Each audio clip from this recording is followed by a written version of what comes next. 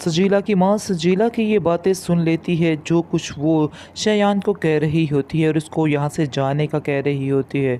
ये सब बातें सुनकर आप देखेंगे कि उसकी माँ उसके सामने रो पड़ती है और कहती है कि मुझे बहुत ज़्यादा अफ़सोस है कि तुम बहुत कीमती चीज़ खो रही हो और अभी भी तुम्हारे हाथ में वक़्त है, अभी भी तुम माफ़ी माँग के सारी बातों को हैंडल कर सकती हो। लेकिन तुम्हें बिल्कुल भी इस बात का एहसास नहीं हो रहा कि तुम क्या कर रही हो। एक वक्त आएगा जब तुम चीखोगी चिल्लाओगी, लेकिन तुम्हारे पास तुम्हारी मदद करने को कोई भी नहीं आएगा।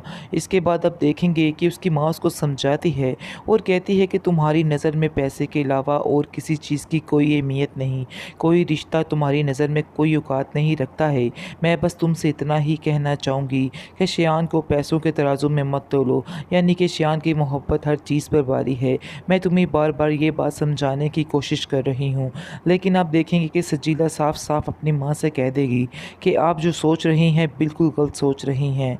आप देखिए कि आपने अपनी दूसरी बेटी का नसीब किस तरह से किसके हाथ दिया है और वो अपनी ज़िंदगी में कैसे ऐश कर रही है, लेकिन आप मेरे बारे में बिल्कुल भी नहीं सोच रही। आप मुझे उस कंगाल के हाथ दे रही हैं जिसके पास कुछ भी नहीं है।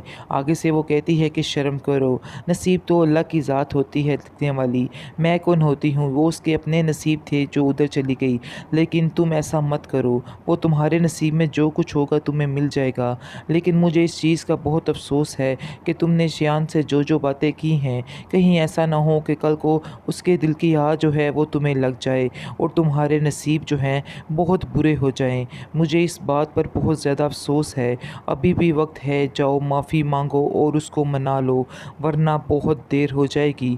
लेकिन सजीला कहाँ किसी की सुनने वाली है।